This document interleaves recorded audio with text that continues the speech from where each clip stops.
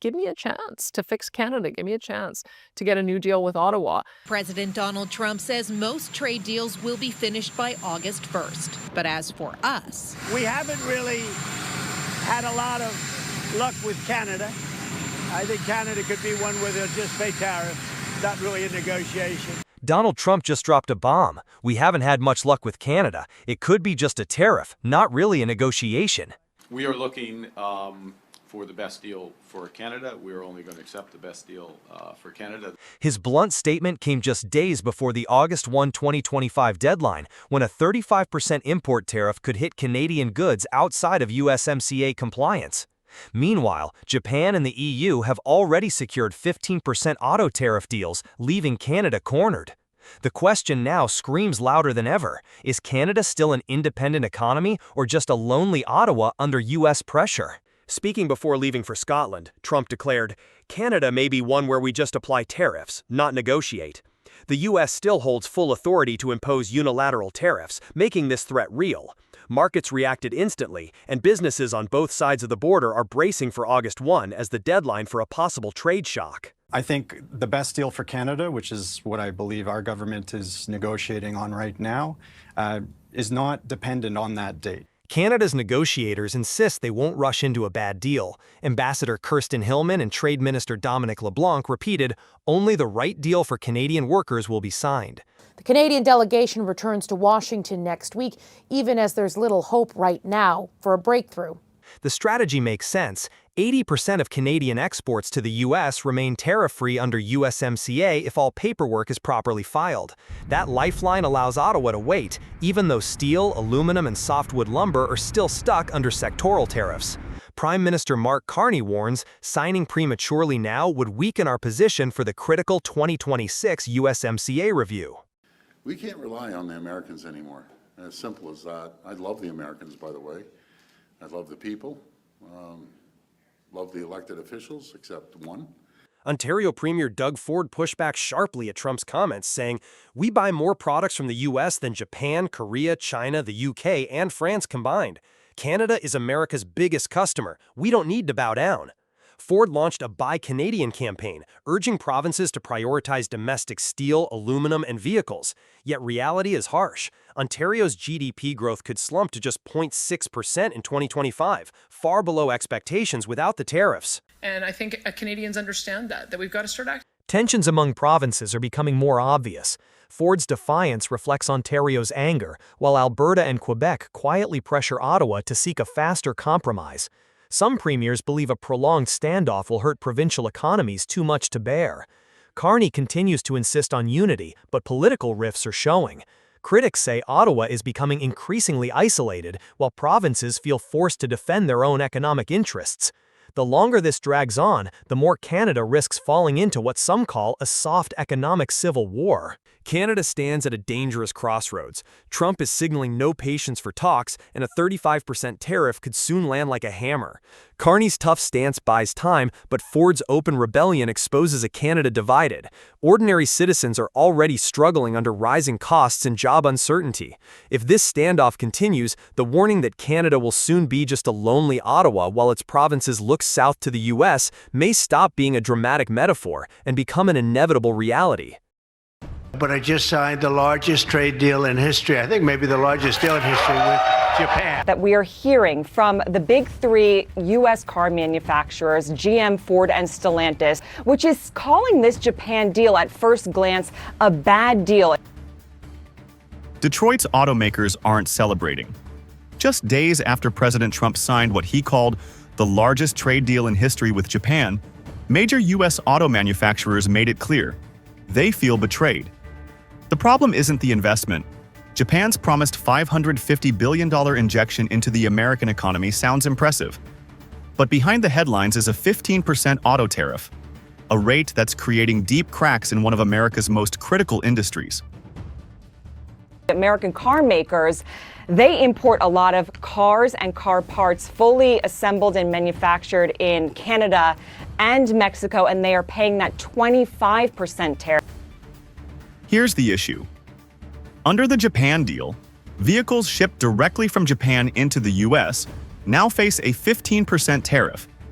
That's lower than the 25% rate currently imposed on many vehicles made in Canada and Mexico, cars that are often assembled with a high percentage of U.S. parts and labor. For Detroit giants like GM, Ford, and Stellantis, this is more than an oversight. It's a direct hit to their competitiveness. These companies built cross-border supply chains under the U.S.-Mexico-Canada agreement, expecting stable and fair treatment. Instead, they're paying more to sell North American-built cars into their own domestic market, while Japanese manufacturers gain a cost edge. Industry groups and labor unions alike have raised concerns, but the pressure is not just theoretical anymore. In auto news, Stellantis posted a loss of $2.7 billion the last quarter, and General Motors reported its revenue is down more than 30%. Stellantis posting losses in the billions and blaming in part due to tariff. Stellantis, the maker of Jeep and Dodge, is already feeling the damage. In the first half of 2025, the company reported a staggering $2.7 billion loss. According to Reuters and the Associated Press, about $350 million of that loss is directly attributed to Trump's auto tariffs. The fallout has spread beyond spreadsheets. The Stellantis plant in Brampton, Ontario, has remained idle since February. More than 3,000 workers are in limbo, and retooling has been paused indefinitely. Meanwhile, the Windsor plant, another key Canadian facility, was forced to shut down for several weeks earlier this year. The company's chief financial officer warned that tariff-related losses could climb to over $1.5 billion by year's end if conditions remain unchanged. I mean, it's wealth destruction. Because they're making less money, they have less money to invest in AI or any other technology that would make their company grow faster or allow them to hire more employees. General Motors is also under pressure. In its second quarter report, GM disclosed a $1.1 billion profit loss.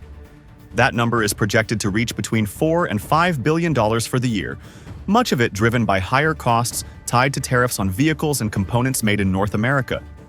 Even though GM is continuing to invest, most notably a $4 billion commitment across U.S. plants, its ability to reinvest in innovation, AI, or EV development is now constrained.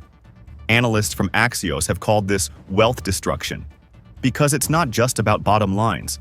It's about momentum lost, about fewer upgrades, fewer jobs, and fewer opportunities for American workers. The irony is hard to ignore. Tariffs were supposed to rebuild American industry, but for the auto sector, they're doing the opposite. Companies that already manufacture in North America are being penalized, while foreign imports, particularly from Japan, gain a cost advantage. And it's not just about dollars. It's about policy stability. Auto executives now face a trade environment where tax rates change by negotiation, not by law. That volatility makes it harder to plan, harder to expand, and harder to protect American jobs. For auto workers, the uncertainty is real. Many won't receive performance-based bonuses this year. Some have been laid off. Others are bracing for more shutdowns if sales keep sliding. In Brampton, Windsor, and Toledo, workers aren't debating trade theory. They're waiting for their next shift and wondering if it's coming. Trump's deal with Japan may look like a political win, but in Detroit, the damage is already done. And for thousands of American and Canadian workers, this America First policy is starting to feel like anything but. We're working very diligently with Europe, the EU, which covers a lot of territory, a lot of countries. But we haven't really, we don't have a deal with Canada. We haven't been focused on it. Just days before his self-imposed August 1st deadline, President Donald Trump said it out loud. The U.S. hasn't really been focused on Canada and might not even reach a trade deal. It wasn't just a shrug, it was a statement of disregard. In the middle of high-stakes negotiations, Trump dismissed America's largest trading partner as an afterthought. He hinted Canada could simply pay the tariffs with no real negotiation. To many in Ottawa, this wasn't a threat, it was a signal. Because unlike his approach with Japan or the UK, where pressure was carefully escalated, this moment revealed something else: impatience. And that impatience may have just handed Canada a strategic edge. Yeah, and the first thing everyone needs to do is exhale, because what the president just said there actually lines up very consistently with what we heard from Canada's negotiators on this. For weeks, the Canadian government has worked to manage public expectations. Prime Minister Mark Carney, Minister Dominic LeBlanc, and Ambassador Kirsten Hillman have all echoed one message: Canada won't rush into a bad deal. Trump's public remarks ended up confirming that very narrative. When the US president openly admitted a deal may not happen, he gave Canada cover. Now, if talks break down, Ottawa won't take the blame, because Washington walked away first. It's a rare case where silence from Canada was matched by a loud concession from the other side. For Ottawa, that's a communications victory, even without a signed agreement. Trump's comments also put his own trade team in a difficult position. Commerce Secretary Howard Lutnick and U.S. Trade Representative Jameson Greer have been actively engaging with Canada, describing talks as constructive and productive. LeBlanc has spent days in Washington, meeting with senators and senior officials. Yet, as his own officials were making progress, Trump sent a different message to the world. Negotiations might not matter at all. This internal contradiction weakens the American position. It allows Canadian officials to question who holds the real authority and to slow-walk discussions until a coherent U.S. stance emerges. The more fractured the American message, the more leverage Canada gains. But perhaps the biggest consequence of Trump's remarks won't be felt this week. It'll come in 2026. Under the terms of the USMCA, the agreement must undergo a mandatory review that begins with a Free Trade Commission meeting, expected by late 2025. Trump's team has already signaled plans to use that review to push for stricter origin rules, immigration clauses, and supply chain controls. However, if the U.S. imposes 35% tariffs on Canada now without achieving a negotiated outcome, that strategy may backfire. Canada and Mexico will be able to argue that tariffs have already failed as leverage. Worse, Trump may find himself entering the 2026 review with less credibility and fewer tools. Meanwhile, Canada is preparing its own parallel track, a proposed security and economic agreement to solidify its defense commitments and regional cooperation. That deal, still in early stages, could give Ottawa a new foundation for talks and weaken Trump's ability to dominate the agenda. What looked like a warning may actually be a leak. Trump likely believed he was turning up the pressure. But by speaking too soon and undercutting his own negotiators, he exposed the cracks in his trade strategy. He gave Canada a narrative it can control, a pace it can set, and a reason to delay until the balance shifts. There's still time for a deal, but if there isn't one, it won't just be Canada that pays the price. Trump's own credibility, heading into 2026, may be what gets taxed next.